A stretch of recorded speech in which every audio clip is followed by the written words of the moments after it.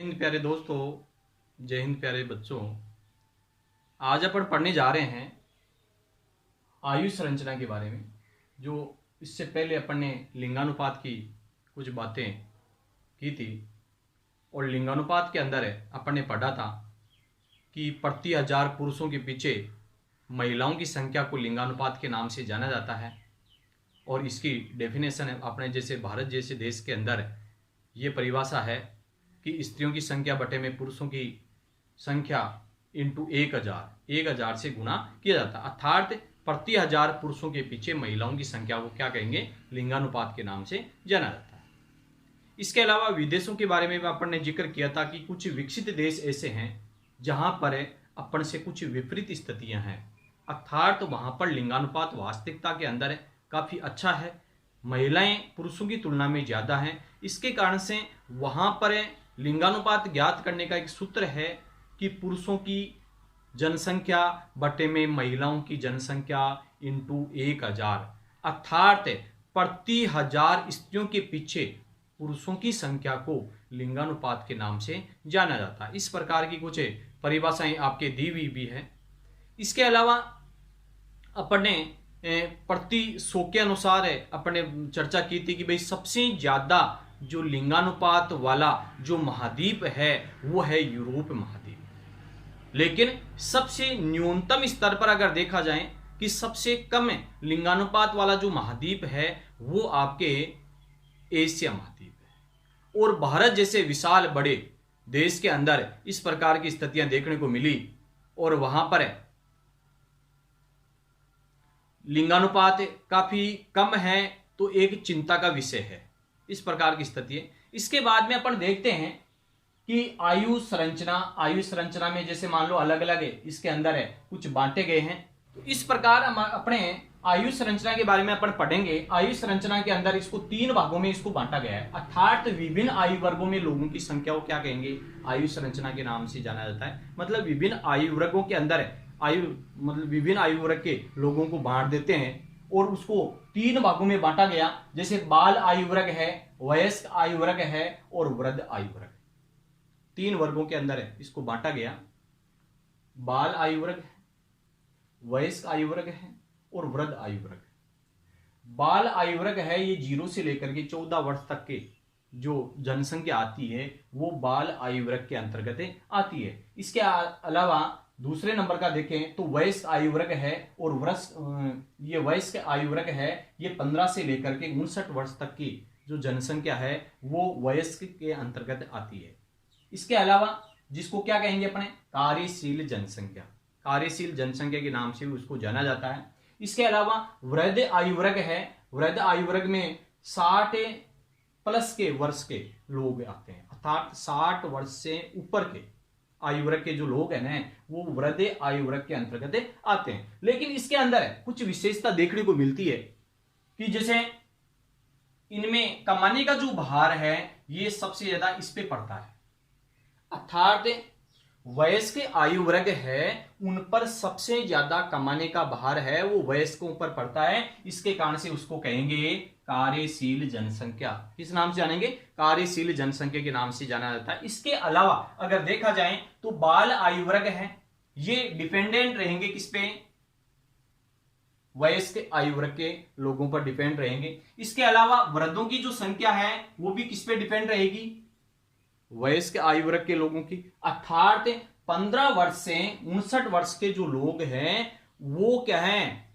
कमाते हैं, अर्थात परिश्रम करते हैं और इनका पालन पोषण करते हैं। इसके कारण से ये दोनों, एक तो ये भाग और एक ये दोनों आश्रित जनसंख्या के नाम से जाना जाता है।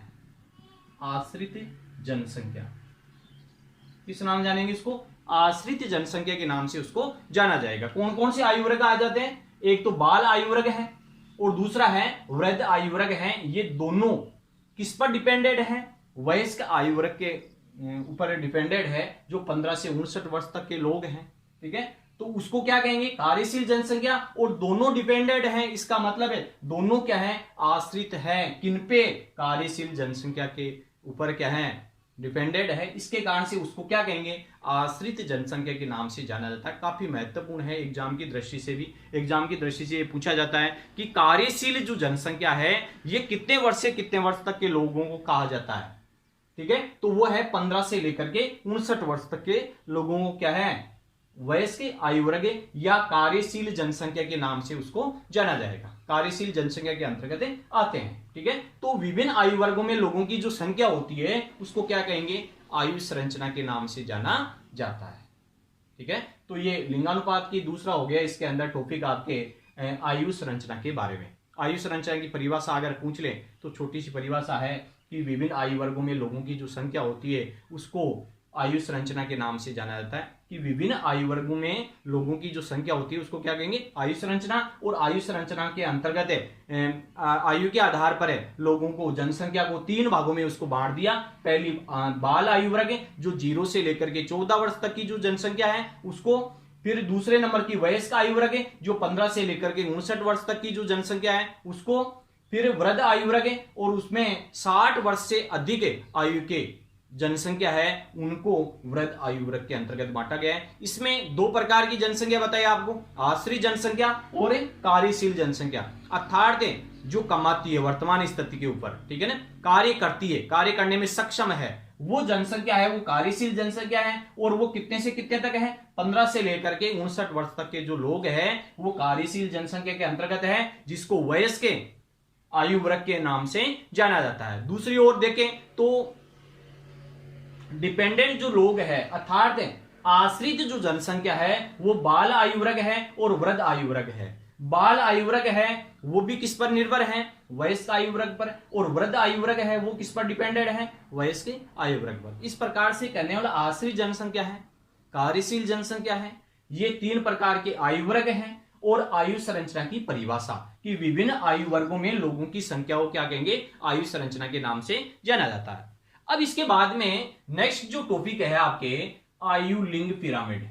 आयु लिंग पिरामिड कि विभिन्न आयु वर्गों में पुरुष व महिलाओं की संख्या, विभिन्न आयु वर्गों में पुरुष व महिलाओं की संख्या को क्या कहेंगे, आयु लिंग पिरामिड। मतलब है इसमें देखो ज्यादा कोई अंतर नहीं है कि विभिन्न आयु वर्गों में लोगों की संख्या, मतलब इसमें क्या है, लोगों की संख्या दे दी तो वो क्या है, आयु संरचना। लेकिन इसके अंदर क्या है कि पुरुष और महिला, मेल और फीमेल, मेल और फीमेल दोनों को अलग अलग डिवाइड किया गया है कि विभिन्न आयु वर्गों में पुरुष व महिलाओं की जो संख्या है उसको आयु लिंग पिरामिड के नाम से जाना जाता है। किस नाम जानेंगे उसको, आयु लिंग पिरामिड के नाम से उसको जाना जाता है। आयु लिंग संरचना जो है आपके पिरामिड के अंतर्गत अगर देखा जाए तो जैसे मान लो एक कोई पिरामिड बनाते हैं अपन, और पिरामिड के अंदर ये रखते हैं कि जैसे एक तरफ है अपना बायां और दायां, दायां हाथ और बायां हाथ, इसके हिसाब से क्या है ये पिरामिड हमेशा ये फिक्स रहता है पिरामिड के अंतर्गत है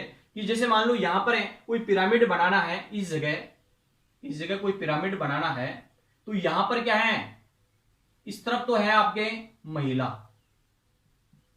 और इस तरफ है पुरुष, पुरुष जनसंख्या और महिला जनसंख्या। अब जनसंख्या का क्या है इसमें, यहां पर है जनसंख्या प्रतिशत के अंदर दी हुई है, यहां पर नीचे लिखेंगे जैसे एक्स और एक्स वाली और वाई वाली जो लाइनें हैं आपके, तो एक्स वाली जो संख्या है उसके अंदर क्या है, जनसंख्या का प्रतिशत लिखा जाता है। जनसंख्या को किसमें लिखा जाता है, प्रतिशत के अंदर लिखा जाता है।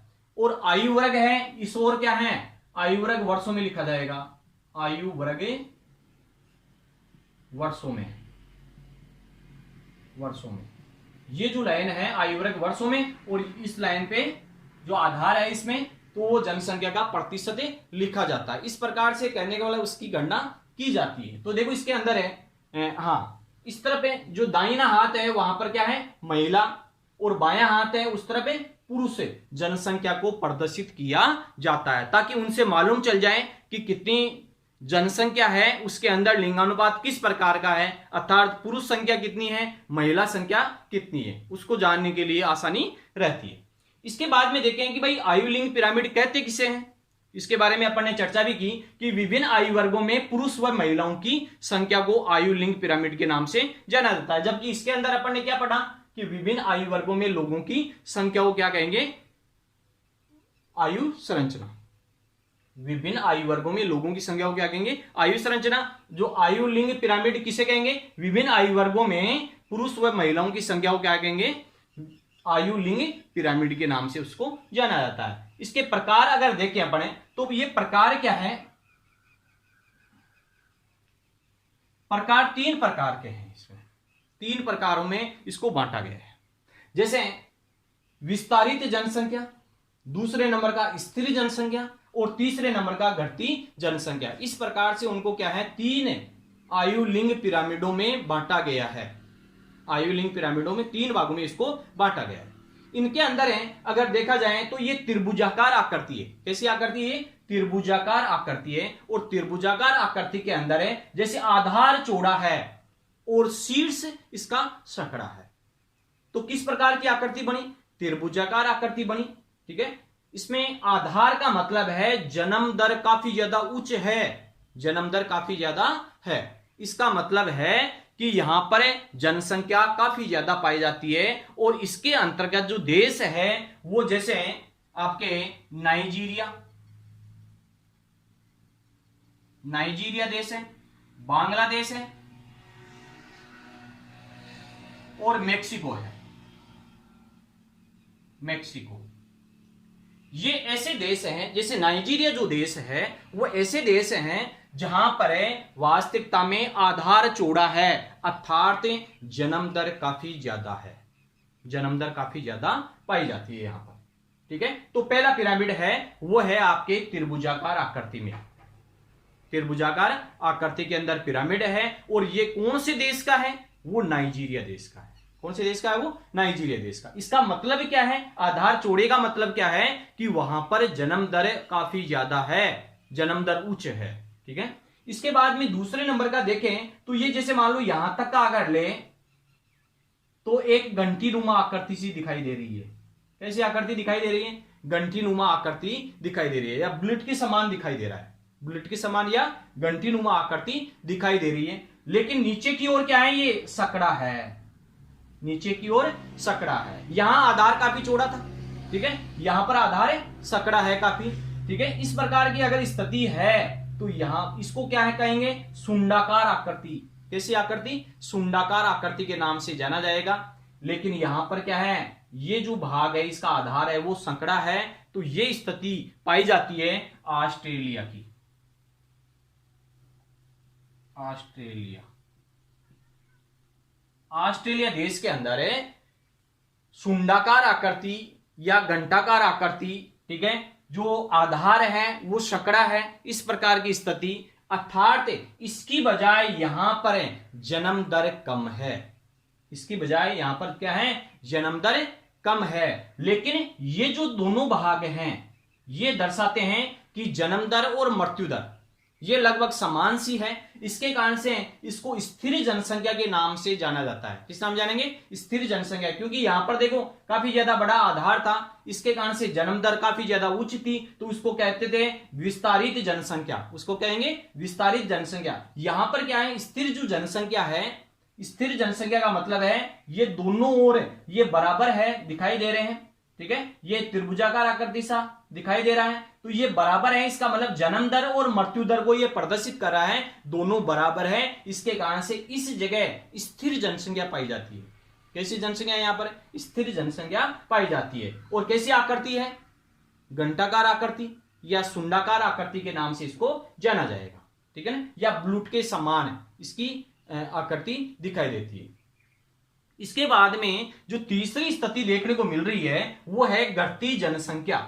घटती जनसंख्या, घटती जनसंख्या के अंतर्गत सबसे ज्यादा जैसे जनांकीय संक्रमण जो सिद्धांत अपन ने पढ़ा वो तीसरी स्टेप, जनसंख्या की तीसरी स्टेप के अंतर्गत अगर देखा जाए तो इसमें अगर देखें तो काफी ज्यादा जनसंख्या क्या है, बढ़ने की बजाय घटने की स्थिति बन रही है। आने वाला टाइम पर क्या है, जनसंख्या बढ़ने की बजाय क्या है, यहां पर घटेगी। इस प्रकार की स्थिति देखने को मिली। तो यहां पर क्या है, एक जापान जो देश है, जापान देश है, वहां पर है कम जनसंख्या बढ़ रही है, अर्थात वृद्धों की संख्या अधिक हो रही है। देखो इस यहां पर है, इस जगह ये भी क्या है, त्रिभुजाकार आकृति सा दिखाई दे रहा है, लेकिन दोनों ओर क्या है, जन्म दर और मृत्यु दर दोनों लगभग समान सी है, लेकिन इसकी बजाय इसमें काफी ज्यादा देखो अंतर है देखने को मिल रहा है, जबकि सेम सी दिखाई दे रहा है दोनों के अंदर।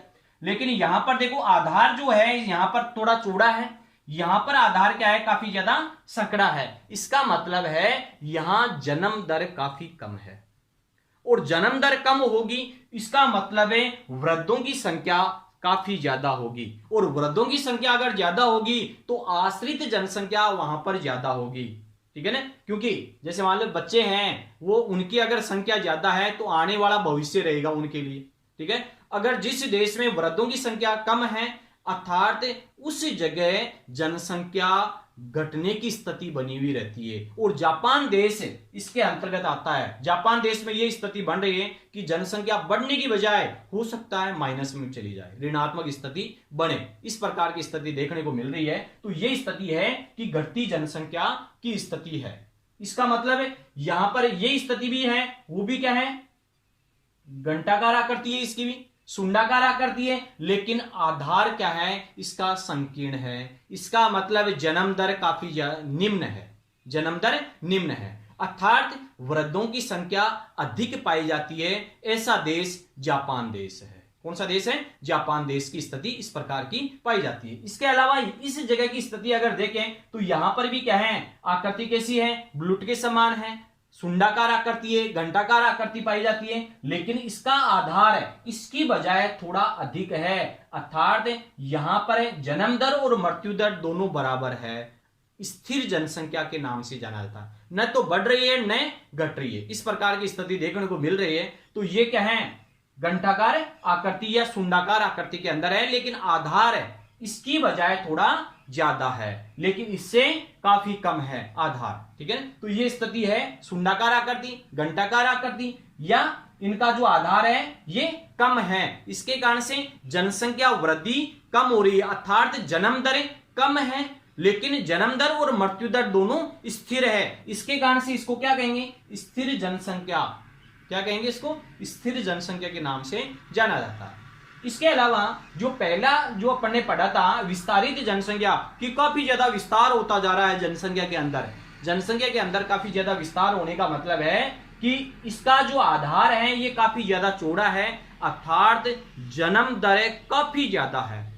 अगर जन्म दर की स्थिति इस प्रकार की है इसका मतलब है वहां पर पॉपुलेशन की स्थिति काफी ज्यादा है, पॉपुलेशन की स्थिति काफी ज्यादा है, और उच्च जन्म दर है और उच्च ही मृत्यु दर है, लेकिन उच्च मृत्यु दर की बजाय जन्म दर काफी ज्यादा है। इसके कारण से जनसंख्या बहुत तेज गति से बढ़ रही है। और इसके अंतर्गत कौन कौन से देश आते हैं ये काफी महत्वपूर्ण भी क्वेश्चन है। अलग अलग देशों का अलग अलग प्रकार के, जैसे सुंडाकार आकृति है, घंटाकार आकृति है, ठीक है, ब्लूट के समान है, वो कौन से देश की है जिसमें जनसंख्या स्थिर है, वो है ऑस्ट्रेलिया देश। जिसमें घटने की स्थिति बनी हुई है वो जापान देश, लेकिन काफी ज्यादा विस्तारित हो रही है, जनसंख्या बढ़ रही है बहुत ज्यादा मात्रा में, वो है नाइजीरिया, बांग्लादेश और मेक्सिको।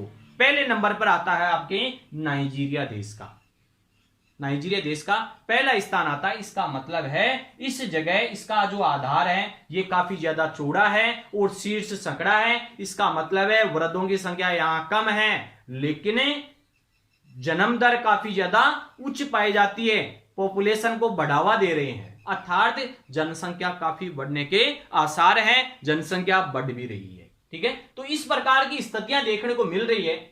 और स्थिति के हिसाब से ये मालूम भी कर लेते हैं अपने कि भाई लिंगानुपात की स्थिति कैसी है, महिला और पुरुष की स्थिति कैसी है, इस पिरामिड के माध्यम से दिखाई देता है। आपकी किताब के अंदर अलग अलग पिरामिड भी बने हुए हैं, जैसे जापान का बना हुआ, ऑस्ट्रेलिया का बना हुआ है, नाइजीरिया का बना हुआ है, और उसके अंदर राइट साइड के अंदर आपके महिला है और लेफ्ट साइड के अंदर पुरुष है, और उसको दोनों को क्या है मतलब अंतर अपने समझ में आ जाता है कि कितनी महिलाएं हैं कितने पुरुष है। इसका मतलब यह है पिरामिड की स्थिति बहुत अच्छी देखने को मिल रही है। और इसके हिसाब से क्या है ये पिरामिड आपको याद भी करने एग्जाम की दृष्टि से भी क्या है काफी महत्वपूर्ण है, और एग्जाम के अंदर पूछा भी जाता है कि घटती जनसंख्या का पिरामिड जो है वो कैसा होता है। घंटीनुमा आकृति में, सुंडाकार आकृति में, ठीक है। और वो कौन से देश का है जहां पर जनसंख्या बढ़ने की बजाय घटने की स्थिति बनी हुई है, वो है जापान देश की। स्थिर जनसंख्या का देखें तो ऑस्ट्रेलिया देश की, जहां पर विस्तारित जो जनसंख्या है, काफी ज्यादा जनसंख्या बढ़ रही है, बढ़ने के आसार भी है। वहां की स्थिति अगर देखें तो वो कौन कौन से देशों की है, पहले स्थान पर कौन सा देश आता है, वो आता है नाइजीरिया देश। कौन सा देश आता है, नाइजीरिया देश। इसके अलावा अगर पूछा जाए 2-3 मतलब देश है तो वो है बांग्लादेश और मेक्सिको। इस प्रकार अपन ने 3 टॉपिक पढ़े लिंगानुपात का। सब जानते हो लिंगानुपात की परिभाषा आपको याद है, प्रत्येक को याद करनी भी है कि प्रति 1000 पुरुषों के पीछे महिलाओं की संख्या को लिंगानुपात के नाम से जाना जाता है, या पुरुष वह महिला के अनुपात को लिंगानुपात के नाम से जाना जाता है, ठीक है। इसके अलावा आयु संरचना के बारे में कि विभिन्न आयु वर्गों में लोगों की संख्या को क्या कहेंगे, आयु संरचना के नाम से जाना जाता है। इसके अलावा आयु लिंग पिरामिड के नाम से मतलब किसे कहेंगे कि विभिन्न आयु वर्गों में पुरुष व महिलाओं की संख्या को क्या कहेंगे, आयु लिंग पिरामिड के नाम से जाना जाता है। इसके बारे में डिटेल आपको बतानी है कि पिरामिड किस प्रकार का होता है, महिला किस तरफ होती है, पुरुष किस तरफ होता है, प्रतिशत में रखते हैं तो वो कौन सा स्तर होता है, ठीक है। आयु वर्ग वर्षों के अंदर रखते हैं तो वो कौन सा होता है सिरा, ठीक है। एक्स से वाई तक का जो क्षेत्र है वो क्या है, आयु वर्ग वर्षों के अंदर रखा जाता है। नीचे जो आधार रखते हैं वो जनसंख्या प्रतिशत के अंदर रखी जाती है। तो इस प्रकार की स्थिति करने का मतलब काफी ज्यादा कई देशों के अंदर काफी ज्यादा चिंताजनक स्थिति है। जैसे जापान जो देश है वहां पर काफी ज्यादा चिंताजनक स्थिति बनी हुई है। इसका मतलब है वहां पर वृद्धों की संख्या बढ़ रही है, वृद्धों की संख्या बढ़ रही है, जन्म दर काफी कम है, अर्थात वहां पर ऋणात्मक वृद्धि होने के आसार हैं। जनसंख्या बढ़ने की बजाय क्या है, घटने की स्थिति लग रही है, ठीक है। तो इस प्रकार से करने वाला ये पिरामिडों के बारे में आसानी से अपन को याद भी करना है, पिरामिड आपको बनाना भी है एक एक, उसके बारे में समझना भी है कि भाई ये स्थिति कैसी है, ये जन्म दर और मृत्यु दर को दोनों को समान रूप से बता रही है। यहाँ पर भी ये स्थिति है, लेकिन जो आधार है इसका वो शकड़ा है। इसका मतलब है यहाँ पर जनसंख्या जन्म दर है उच्च की बजाय क्या है, निम्न है, अर्थात वहां पर क्या है, जन्म दर भी निम्न है और मृत्यु दर भी निम्न है। तो यहां पर जनसंख्या बढ़ने के बजाय घटने की स्थिति है। यहां पर भी स्थिति यही पाई जाती है, जन्म दर और मृत्यु दर कम है, लेकिन थोड़ा सा इसका आधार चौड़ा है। इसका मतलब जन्म दर थोड़ा सा ज्यादा होने के कारण से स्थिर जनसंख्या निवास करेगी। इस जगह यह आधार पूरा ही चौड़ा बता रहे हैं। इसका मतलब है इसको 3 भागों में बांट दिया। देखो इसमें अपने जो याद करने के हिसाब से अगर देखें तो इसको 3 भागों के अंदर बांट दिया। 3 भागों के अंदर ऐसे बांटा, ये तो अपने वृद्ध आयु वर्ग है, ये आपके वयस्क आयु वर्ग है, और ये अपने बाल आयु वर्ग है। ये बाल आयु वर्ग है, ये वयस्क आयु वर्ग है, और ये वृद्ध आयु वर्ग है। अर्थात वृद्धों की संख्या इसमें कम है, वयस्कों के बीच की स्थिति पाई जाती है, और बाल आयु वर्ग काफी ज्यादा है। कौन से देश की बात करें पड़े, नाइजीरिया देश की। जबकि इनकी स्थिति सामान्य बनी हुई है, काफी कमजोर स्थिति है, स्थिर है यहाँ पर, और यहाँ पर एक घटती स्थिति बनने जा रही है, ठीक है। तो इस प्रकार से ये याद करना है। नेक्स्ट टॉपिक अपन पढ़ेंगे ग्रामीण नगरीय जनसंख्या के बारे में, ग्रामीण नगरीय जनसंख्या के बारे में कि भाई ग्रामीण जनसंख्या कितनी है, पुरुष मतलब उसके अंदर है महिला पुरुष है, इनका प्रतिशत भी कुछ ज्ञात करेंगे। ग्रामीण जनसंख्या है वो कितनी है, नगरीय जनसंख्या कितनी है, अपने देश के अंदर नगरीकरण की प्रवृत्ति किस प्रकार से है, विश्व के अन्य जो देश हैं वहां पर नगरीकरण की प्रवृत्ति, जैसे मान लो सबसे ज्यादा नगरीकरण की जो प्रवृत्ति हुई है वो अपने यूरोप महाद्वीप के अंदर हुई है, देखने को मिल रही है, ठीक है। तो इस प्रकार की इसे आपको याद भी करना है, होमवर्क के रूप में भी ये कार्य करना है। जय हिंद, जय भारत।